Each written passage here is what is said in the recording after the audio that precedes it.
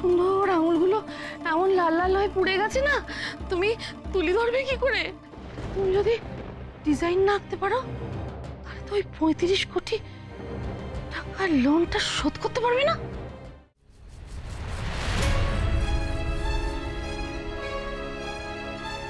রাধা রান্নাঘরে ভোগ রান্না করছে। রান্নাঘর থেকে সুগন্ধ তো একেবারে পেছনের দরজা পর্যন্ত পৌঁছে গেছে। কি জানি যারা কি পায়েস কিনে নিয়ে আসবে। ও এখন আসছে না কেন?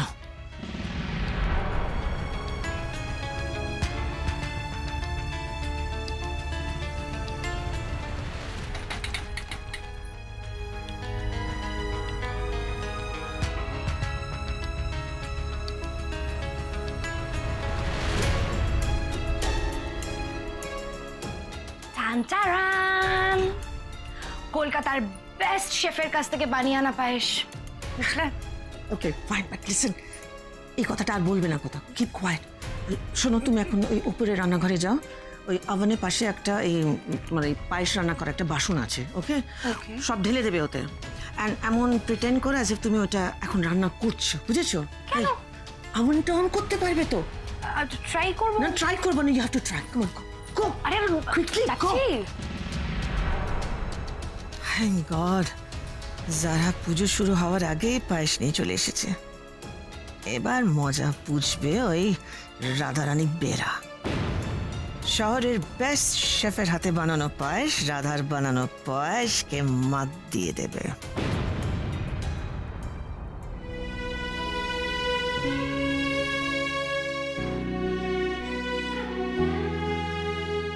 পায়েসটা হয়ে গেছে, কিন্তু আমার হাতটা তো খুব জ্বালা করছে। এখনো কত কাজ বাকি, পুজো বাকি। পুজোর জোগাড় করতে হবে, ফল কাটতে হবে, সিন্নি মাখতে হবে। হাত জ্বালা করছে বললে তো হবে না। একটু মলম লাগালে খুব ভালো হতো, কিন্তু মলম তো সেই কুমড়ামুখোর ঘরে। এখন কুমড়ামুখো যদি জানতে পারে আমার হাতটা পুড়েছে, তাহলে তো সব কাজ বন্ধ করে আমাকে বসিয়ে দেবে। কি যে করি। হ্যাঁ, আমি বরং যাই, লুকিয়ে লুকিয়ে গিয়ে মলমটা নিয়ে চলে আসি।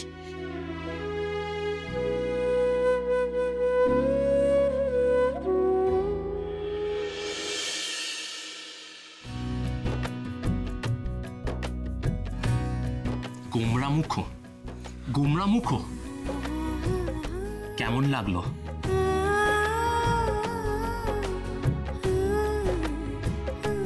তুমি কি ভেবেছিলে তুমি ক্রিশ ব্যানার্জির মুখে রং লাগিয়ে জিতে যাবে? কি হলো? এখন যখন হেরে গেছো তখন মুখ নিচু করে রেখেছো। দেখি একটু মুখটা দেখি।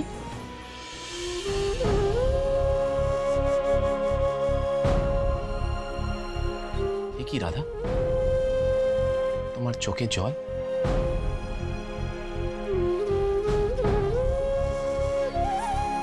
কি হলো রাধা, তুমি কাঁদছো কেন? আমি এমন কি করলাম যে তুমি কাঁদছো? আমি তো শুধু তোমার মুখে একটু রং মাখিয়েছি, তুমিও তো আমার মুখে রং মাখিয়েছিলে। আচ্ছা ঠিক আছে, তোমার পছন্দ না হলে আমি নেক্সট টাইম থেকে তোমায় রং মাখাবো না। I am sorry, I am sorry for everything, I am sorry. আপনি কেন সরি বলছেন কুমড়ামুখো? আমি আমি ওই জন্য কাঁদিনি। তাহলে তোর আমি কেন যে কাঁদলাম আমি তো নিজেই বুঝতে পারছি না। আমি তো মনে মনে এটাই চাইছিলাম যে কুমড়ামুখো আমার গালে রং মাখাক, আর যখন রংটা মাখালো ঠিক তখনই আমি কেঁদে ফেললাম। কেন গণেশ দাদা? ভালো লাগায়? তুমি কিন্তু এখনো বললে না তুমি কাঁদছিলে কেন। আমার অনেক কাজ আছে, আমি আসি।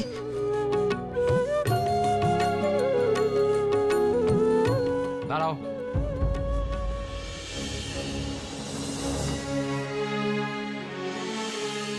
দেখি দেখি, এই মলমটা পুড়ে গেলে লাগায় না? কোথায় পুড়েছে তোমার? সেই জন্য তুমি কাঁদছো? না না, আমার কিচ্ছু হয়নি। কোথায় পুড়েছে তোমার? না না, তুমি হাতটা কেন লুকোচ্ছ? হাতে পুড়েছে? হাতটা দেখাও দেখি।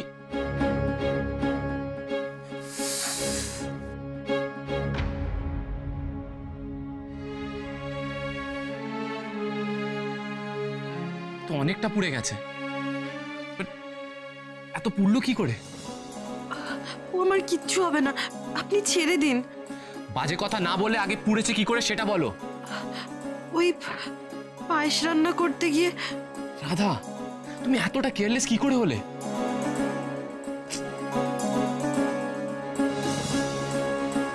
খুব জ্বালা করছে না?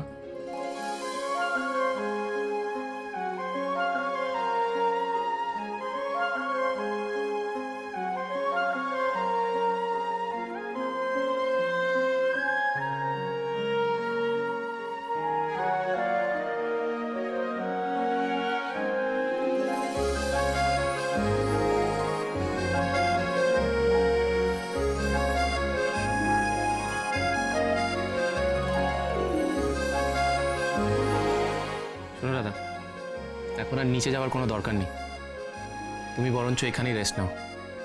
তা বললে কি চলে? আমার তো নিচে পুজোর সব কাজ বাকি রয়েছে। বাট রাধা, এই অবস্থায় কাজ করতে গিয়ে আবার যদি হাতে লাগে তাহলে? দয়া করে আমাকে পুজোর কাজে বাধা দেবেন না, ওটা আমাকে করতে দিন। আর ঠাম্মি আপনার নামে মানত করে পুজো দিয়েছেন। আমি জানি আপনার সিঁড়ি দিয়ে নামতে খুব কষ্ট হবে, তাও যদি একটু কষ্ট করে পুজোয় থাকেন তাহলে সবার খুব ভালো লাগবে। নিজেই এত যন্ত্রণার মধ্যেও তাও তুমি সবার ভালো লাগার কথা ভেবে যাচ্ছ রাধা।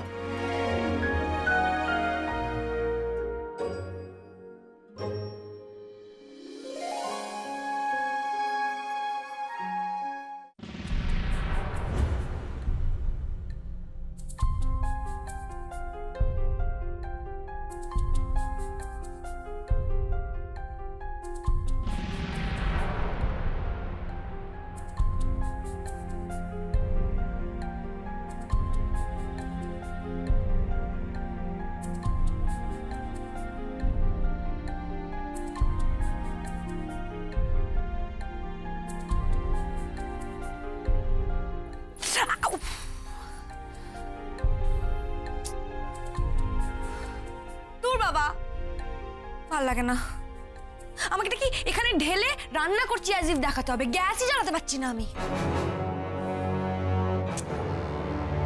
একটা কাজ করি, আমি পায়েসটা বাটিতে ঢেলে দিই, দিয়ে নিচে নিয়ে চলে যাই, যা হবে পরে দেখা যাবে।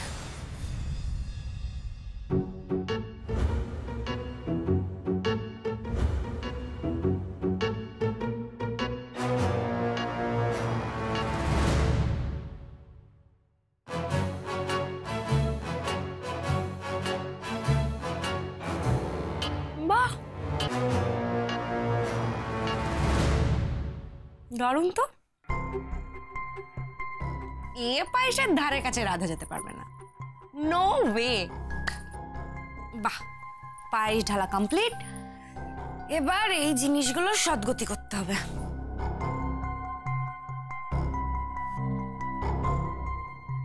হ্যাঁ, অল টাইম ফেভারিট।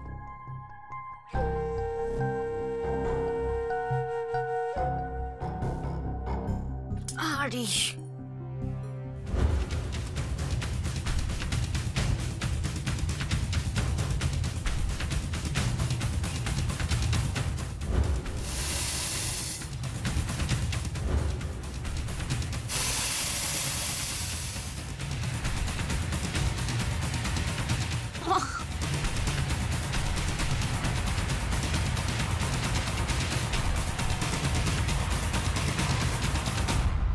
যারা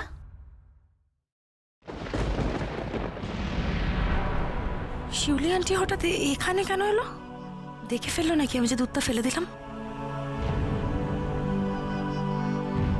সিংকে তুমি কি করছো? সিংকে পায়েসটা বানালাম তো, তাই এগুলো ধুয়ে রাখছিলাম গো। তোমার পায়েসটা রেডি তো? রাধার কিন্তু হয়ে গেছে। আমারও হয়ে গেছে তো অনেকক্ষণ। অনেক কষ্ট করে আমাকে বানাতে হলো, তুমি জানো? এটা না আমার মায়ের রেসিপি, খুব ফাস্ট রেডি হয়ে যায়। গন্ধ পাচ্ছ না? উফ, খুবই ভালো হয়েছে মনে হচ্ছে, বুঝলে? যাই হোক, এই দেখো আমি নিচে নিয়ে যাচ্ছি, বুঝলে?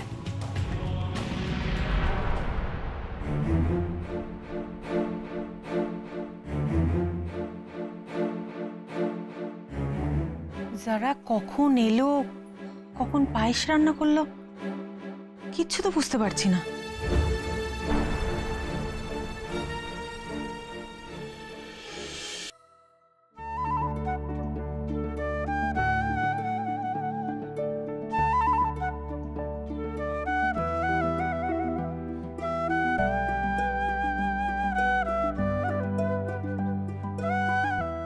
বাহ, ভারী সুন্দর পুজোর আয়োজন হয়েছে। এত সব ভোগ রান্না এ রাধা মা একা হাতেই করেছে, তাই না? হ্যাঁ দাদা ভাই, রাধা তো রান্নাঘরে আমাকে যেতেই দেয়নি, নিজে হাতে পরিপাটি করে সব রান্না করেছে। সত্যি পুজোটা কমপ্লিট হয়ে গেলে আমরা ফ্যাক্টরিতে যাব। আমিও তোমাদের সঙ্গে ফ্যাক্টরি যাব শুভেন্দু।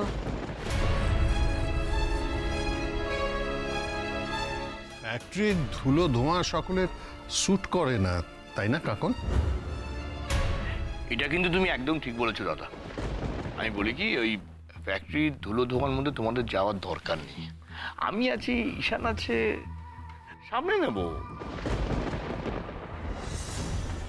মা, এবার পুজোর কাজটা শুরু করি।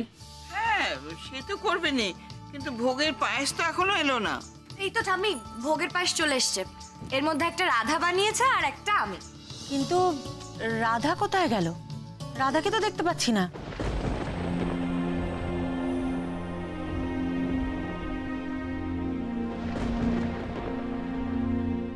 এই তো আমরা এসে গেছি ছোট কাকিমণি।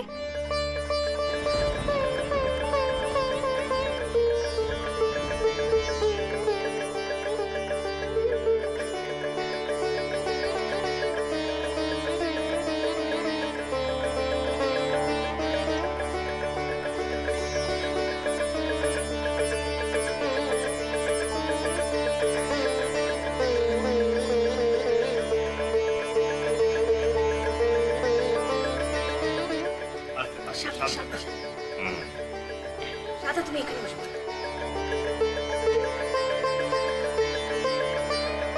কৃষ, তুমি এত অসুস্থ, তুমি নিচে নামলে কেন?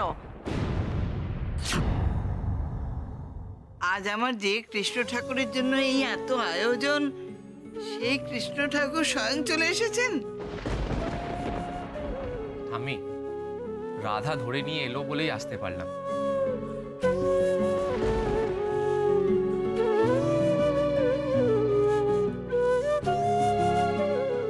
হ্যাঁ, এখন তো দাদা কৃষের একমাত্র অবলম্বন, মানে কৃষের লাঠি বলা যায়, বুঝলে দাদা?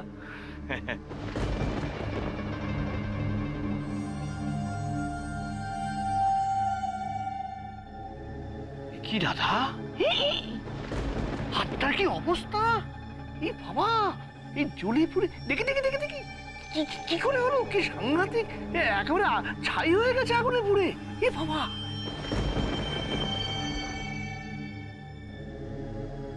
দেখি কি হাতটা এভাবে পুড়লো কি করে তোর? খুব যন্ত্রণা হচ্ছে রাধা। হ্যাঁ, এই রাধা, তুমি মলম লাগিয়েছো? নিশ্চয়ই লাগাওনি না? দাঁড়াও, আমি নিয়ে আসছি। তোমাদের কোনো চিন্তা করতে হবে না আমার হাতটা নিয়ে। উনি আমার হাতে মলম লাগিয়ে দিয়েছেন।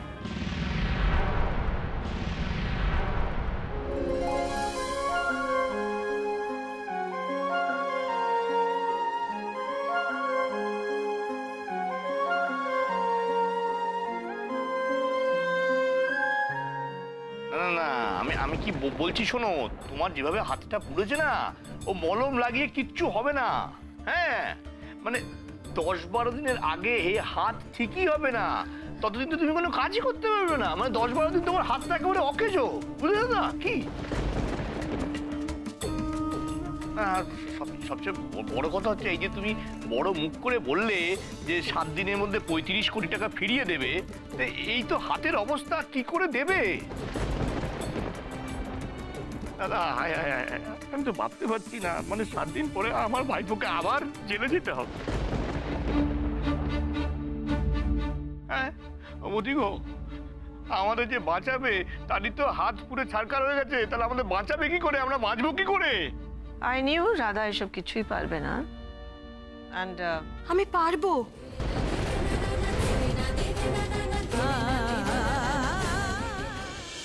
ছোটবেলায় আমি বাবাকে দেখেছি অসুস্থ শরীর নিয়ে ঝড় জলের মধ্যেও ওই কাপড়ের গাঁটরিটা মাথায় করে নিয়ে বাড়িতে বাড়িতে বিক্রি করতে যেত।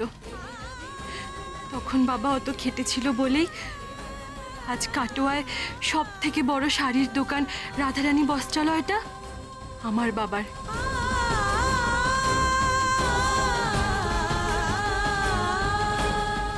আমার বাবা আমাকে সবসময় বোঝায়, জীবনে যতই বাধা আসুক না কেন মনের জোর কখনো হারাবি না।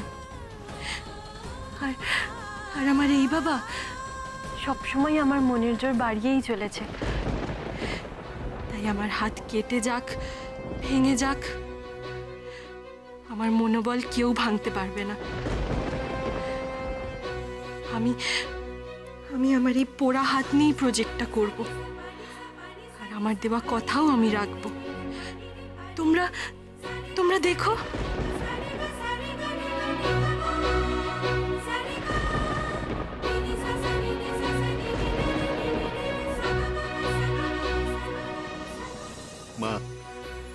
মা গো, আমার রাধা মায়ের কথা শুনলে তো? মা তুমি আজ শুধু কৃষ্ণের নামে নয়, আমার রাধা মার নামে রাধা মাধবের কাছে পুজো দাও, আর ঈশ্বরের কাছে প্রার্থনা করো তিনি যেন জগতের সমস্ত সুখ, সমস্ত শান্তি, সমস্ত খুশি রাধা মাকে একেবারে ঢেলে দিয়ে দেন।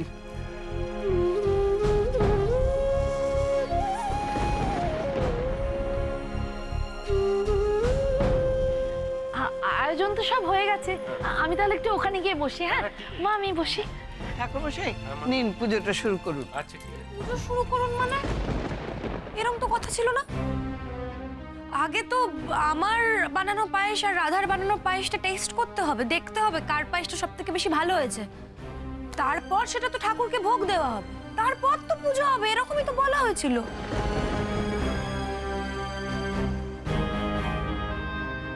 হ্যাঁ শুভ, তুমি তো জারাকে পায়েস রান্না করার অর্ডার দিয়েছিলে।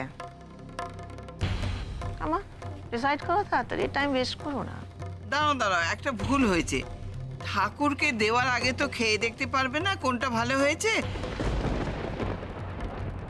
তাহলে কি করে বুঝবি শুভ? না না, উনি খেতেই পারেন, কারণ উনি তো বাড়ির কর্তা। তবে এইটা নয়, যদি আলাদা করে পায়েস তোলা থাকে সেটা উনি অবশ্যই খেতে পারেন। আমি তো রেখেছি। হ্যাঁ আমিও তুলে রেখেছি, রান্নাঘরে আছে। ঠিক আছে, আমি গিয়ে নিয়ে আসছি তোমাদের বাটি দুটো। স্যার এখান থেকে খেয়ে দেখুন।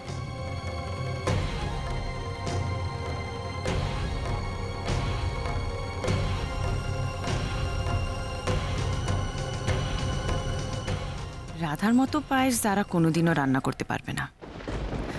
আজকের কম্পিটিশনে রাধাই জিতবে। কি গো, কি বুঝছো? রাধা সারাকে মেরে বেরিয়ে যাবে, তাই না? দেখো আবার সারাটা বেটার লাগছে কিনা, আমি কিছু বুঝতে পারছি না। কি হলো শুভেন্দু ব্যানার্জি, তুমি তো 1 মিনিটে মানুষের ভালো মন্দ সব বুঝে যাও। একটু পায়েস টেস্ট করে বলতে পারছো না কোনটা ভালো কোনটা খারাপ? এত টাইম লাগছে তোমার? নাকি কোন বাটিতে কে পায়েস বানিয়েছে সেটা জানো না বলে ধুম করে কম্পিটিশনের রেজাল্টটা বলতে চাইছো না, ভয় পাচ্ছ? ম্যানিপুলেট করে রাধাকে জিতিয়ে দিতে চাইছো নাকি?